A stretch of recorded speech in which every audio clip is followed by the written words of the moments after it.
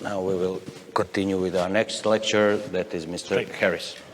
All that's rather difficult to beat, so I will not be competitive, but complementary, as well as complimentary.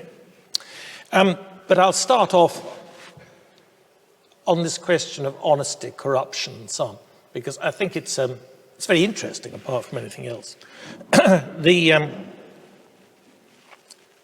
perceptions of corruption are, I think, so subject to media comment and political manipulation, for example, by the esteemed George Soros and his agencies, that it is, shall we say, a more flexible concept even than the other economic concepts that you were talking about. The actual Transparency International organization is a highly political affair. And here in Croatia, without going into it, for several years, I don't know whether it's even been concluded yet, a series of lawsuits were underway between different contenders for the title of Croatian Transparency International. One group broadly of the sort of Soros-leaning left, and the others, I would have said, more reasonable, but they would have said, of course, patriotic right. But anyway, so it's highly subjective. Now, that isn't to say that it isn't important. I think it's actually immensely important, but it's just that we have to recognize that it is so subjective. And I, particularly since coming here to live permanently 6 years ago, have obviously thought a lot about why Croatian government is so corrupt, which it is. And I come to certain conclusions. One is that although one sees a lot of media coverage about great big scandals, bank accounts which have been full of apparently INA money, which it is inexplicable that they could have got there, and so on and so on. I think that the damage that is done to a society, and possibly to an economy too, is not just the corruption at the top, it's the corruption at each layer all the way down. If you feel that there is almost nothing you can do without either paying a bribe or suggesting that you might be willing to pay a bribe, then people will not even seek permission to act legally at all. Now this involves an immense cost. Hernando de Soto was talking about some of these costs years ago, but they really are huge, and I don't think that that element of corruption is understood properly, particularly here in Croatia. The other reason why people should be corrupt, there is a relationship, and it's a two-way relationship between corruption and incompetence. Some people are corrupt because they are incompetent, because they cannot do their job, or at least keep their jobs, or even put a face on doing their jobs, unless they are prepared to take bribes, or to do favors, or to do what somebody who is important wants them to do. And this is basically because they are incompetent. But of course, corruption also allows the promotion of incompetent people. Now, quite what the relationship between this is, I think the relationship between incompetence and corruption is probably different in different parts of the world. But here I would say that the lingering influence of communism is very, very important, because if you have a situation, as was the case in 1989, 1990, when nearly all of the key positions in the state, and those who are even equipped to apparently to hold the key positions of the state, when almost all of these people were communists. They were either communists in the sense of members of the party, or they were accepted by the party, or they had enjoyed benefits from the party. These people were in these positions and are still in public sector positions because of the party, because of the past. And we have in the public sector here an hereditary class of incompetence. Now, I don't mean everybody in the public sector is incompetent at all, but they're basically incompetent because their families got the job because they were communists. Now, to deal with that, I think you have to be clear that just talking about just trying to deal with crime and so on, and to deal with corruption, isn't really at the root of the solution. The root of the solution here is that you have to have a system of government. I think this does mean very much, incidentally, in this part of the world, a system of small government, because you can't trust anybody in government to do anything very much, let alone do it properly. So really small government with few opportunities for corruption, which is one of the things that the great liberal model does. And also, of course, to educate people better.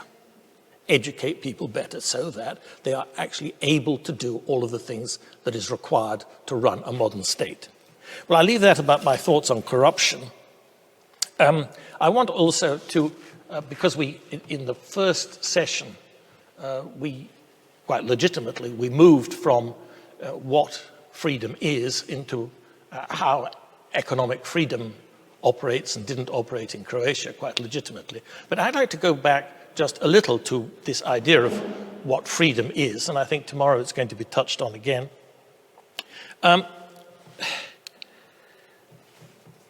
Well, I very much like Alex Chaffwin's definition, the right of that economic freedom is the right of adults to try to do, interesting there, to try to do what they want with what they own, which seems to me absolutely right. Now, this right to try to do, etc., this right is, of course, guaranteed them by the state. Not by anybody else, it's by the state. And it is a misunderstanding of rights and what the state, the relationship between the state and the rights that the state should provide, that lies at the heart of a great deal of confusion about what modern liberty is. Now, Burke was very skeptical about natural rights. He didn't say that natural rights didn't exist. He just said that ideas of natural right had almost no practical implications in politics. He wasn't, at this point, particularly interested in economics. But rights talk, which was the subject of a book by Mary Ann Glendon 30 years ago, which is worth looking at. I don't agree with everything in it, but it's an interesting study. This rights talk is really at the center of a lot of problems that we have. And rights have been extended, as Robert was saying earlier, to all sorts of material items to which they cannot properly apply. For example, the right to a well-paid job, or the right to an adequate standard of living. And these rights, these material rights, really became, I wouldn't say that they entered public discourse, but they were certainly given a huge boost by the Universal Declaration of Human Rights of 1948. And my own favorite, actually, of these rights is, as regards education. Everybody, according to the Declaration of Human Rights, has the right to an education which should, please note, further the activities of the United Nations for the preservation of peace. Now, this as a definition of actually how everybody's curriculum should be organized seems to be somewhat ambitious. In other words, it's ridiculous.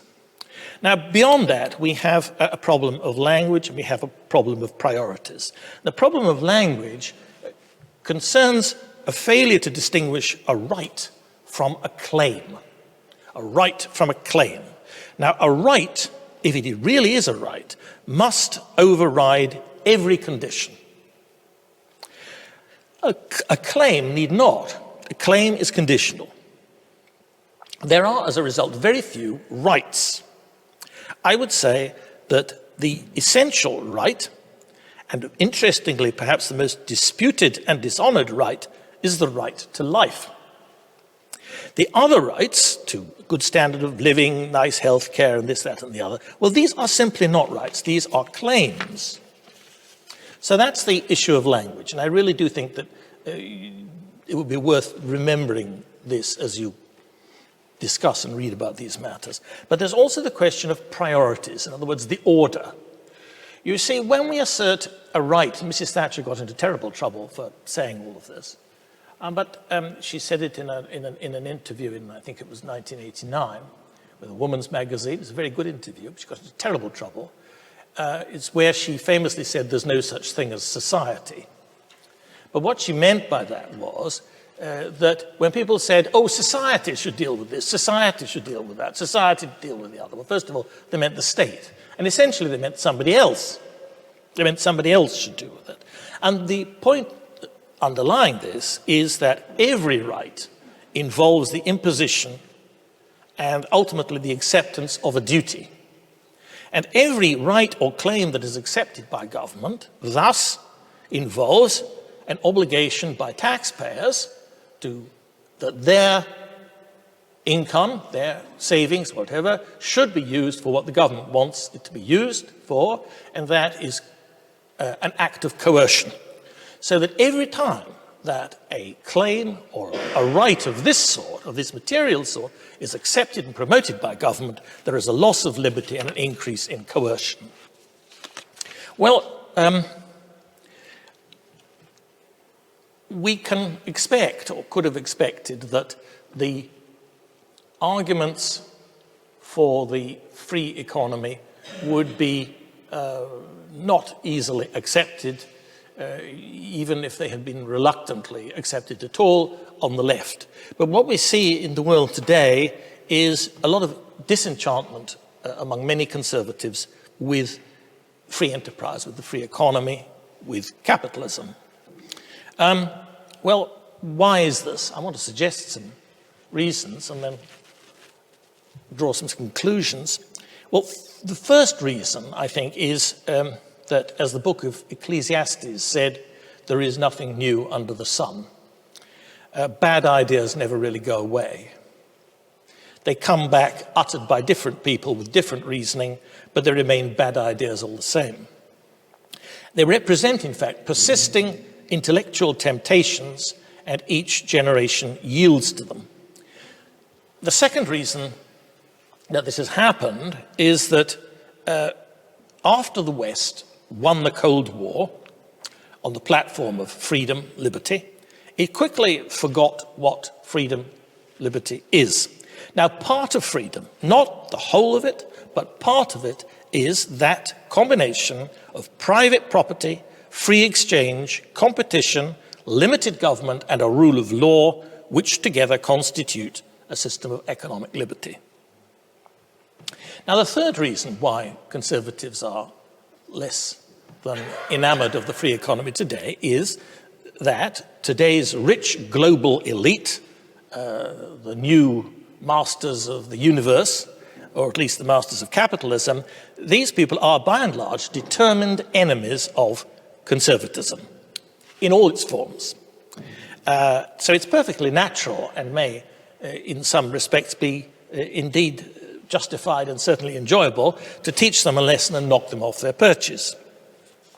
Well, the fourth reason is that struggles for possession of and access to resources have, in many cases, gone beyond the level of economics and should be also considered matters of strategic security. Now, this is a slippery argument, but there is something in it. We should take it seriously, particularly, for example, as regards China. I'll come back to that briefly. And finally, I think there is a reason with which I, as a conservative, can have complete sympathy. And that is that conservatives believe that economics is not the be-all and end-all of a good state policy. There may indeed be choices that a nation makes that involve its sacrificing certain economic gains for some greater good. And as conservatives, I feel we should have no objection to that.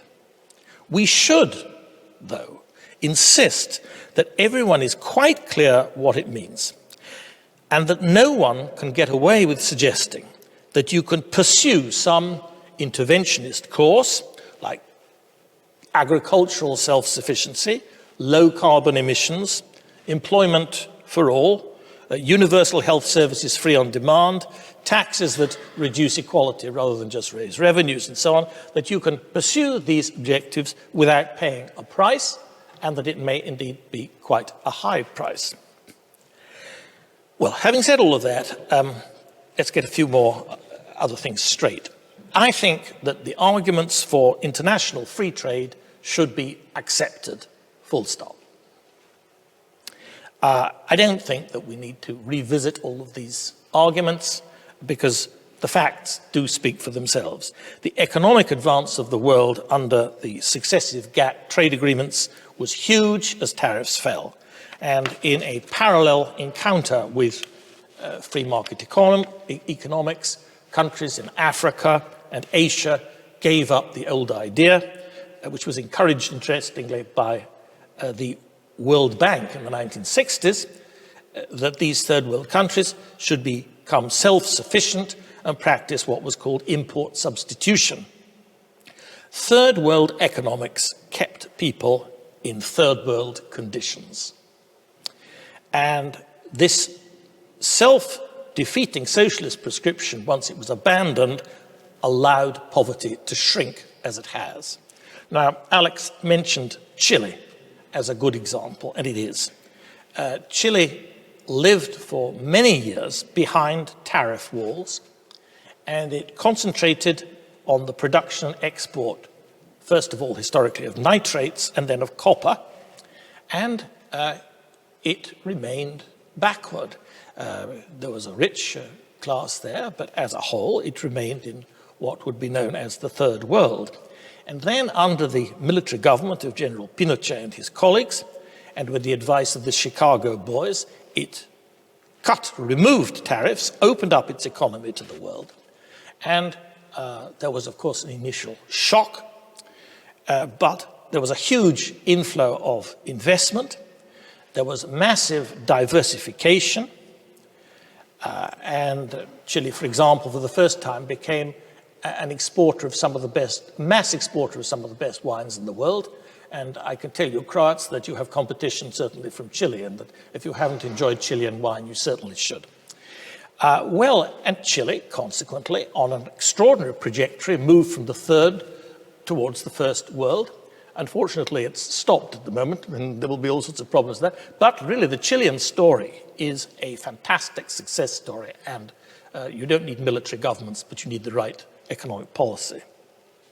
Now, again, some countries depend much more on international trade than others.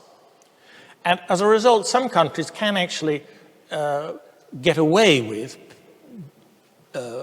practicing what is rather miscalled protection in order to defend their domestic base. And the world's leading economy is thus a rather bad example of this, because the United States has a huge domestic economy, and international trade is just 10% of its GNP, I think.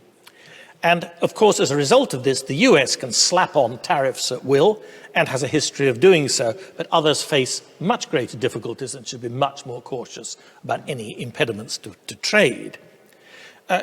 Another cautionary note, we really shouldn't be utopians and so on about this. It is extremely difficult to ensure that fair, almost however defined, fair trading conditions apply internationally. So-called dumping, another misused word, but a word which is perfectly, has a meaning and a useful one, in order to destroy the competition. That's an old tactic. China practiced it for years along with stealing intellectual property. And countervailing measures may sometimes be necessary and have been applied. But what we should remember is that these countervailing measures, they inflict a cost on the population of the country that imposes them. Well, getting back here to Croatia, of course, being within the European Union, the opportunities for restrictions on trade are pretty limited. So the discontent in Croatia with the present economic situation leads many Croats, again, on the right, not just the left, to call for an overall interventionist, new interventionist approach. For example, there is concern that the country's much too reliant on tourism, that more investment should go into industry, that the collapse of agriculture should be reversed, which is particularly disastrous in Slavonia, which is being depopulated, and so on. Now, to do any of this requires a whole series of interventions, which means covert or overt subsidies of one kind. And I would say that such arguments should be taken seriously. They should be argued out, each item by item. It may be that Croatia, because of tradition and interest, or perhaps because of the international situation, worry about its neighbors, the overall catastrophic exodus of workers and so on, may need to adopt some interventionist policies that neither David Ricardo nor Adam Smith would have approved of. But all I would say is this, is that if that is the case, the politicians have got to be open about it. And they've got to be open about the fact that any such diversions of capital and labor from where the market would otherwise have them impose a cost. And what this cost means is that the living standards of Croats will be lower than they would otherwise be. That's what it means. So as long as people are prepared to accept the country as a whole will be poorer, then you can have some of these interventions, but they should be openly debated. And incidentally, there's nothing particularly outlandish about this. In Britain, where I come from, one of the constant political disputes locally and nationally regards planning controls, that is the planning of residential building and the planning of factories and so on, particularly on what are called greenfield sites. And this is a very legitimate debate. The effect of planning controls, not allowing development, is to push up prices. It means that people cannot afford houses, or that your goods are priced out of markets. But mainly people cannot afford houses or cannot move to where it is necessary they should work, cheaply anyway. On the other hand, there is a good conservative argument, which I'm sure Burke, if he was around, would agree with, which is that our country's landscape is held in trust by one generation for another. That after all, once you concrete it over some land, and my goodness me, there's enough concrete if you look out of this hotel to remind us of this, once you concrete over land, it is very difficult to ever reclaim it for anything that is of any aesthetic value at all. Well, I mentioned Adam Smith, and I'm not going to go into all that the great Adam Smith said, but I will remind you of his famous remark that it is not from the benevolence of the butcher, the brewer, or the baker that we expect our dinner, but from their regard to their own interest. In other words, the self-interest of suppliers works to the good of consumers. Now this really we can't remind ourselves too frequently of. Suppliers also, of course, as Adam Smith says, as soon as they get together and can manage it, will work in some conspiracy against the public interest. They will contrive particularly to raise prices. And this immediately brings in the role of government, which has to hold hold the ring, directly or indirectly, to ensure that there is competition which works to the general good. Now, the government's role here is limited, and even an interventionist competition policy can lead to many, many problems. But it is legitimate and necessary, and the thing to remember is that government is at best an umpire, it is not a player on the field. Well, why? Here's Harris saying all this, you know, he's telling us this, that, and the other. Why? What's the proof? Well, Alex has actually shown a lot of the proof in his slides. And if we want to look to a little from the other side of the political spectrum, it was Tony Blair, who was a very successful politician, not a particularly successful prime minister, but a very successful politician, who famously said or told the Labour Party, "We know what works." And what he meant by that was he meant the free enterprise capitalism works, not your socialism. He didn't quite put it in those words, but that's what he meant. And he was right. And of course, the Heritage Foundation and the Fraser Institute and so on confirm that this is true, that other things being equal, other things are never completely equal. For example, these Nordics are incredibly law-abiding and honest and so on, and we Southerners are much less so. More interesting, I think. Well, you Southerners are certainly more interesting. I don't think Hannes is here, so no, there we are.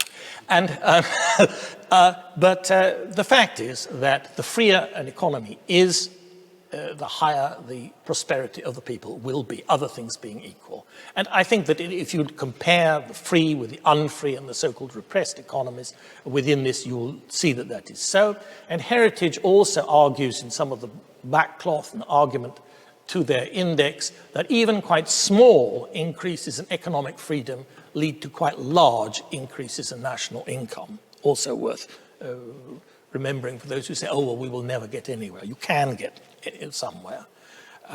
And incidentally, this applies, we should say, when we look at the freest and the richest and the least free and the poorest.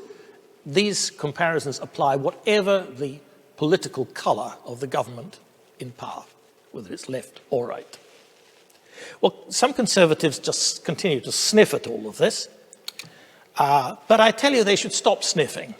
I mean, I come from a country and was indeed involved in Mrs. Thatcher's politics.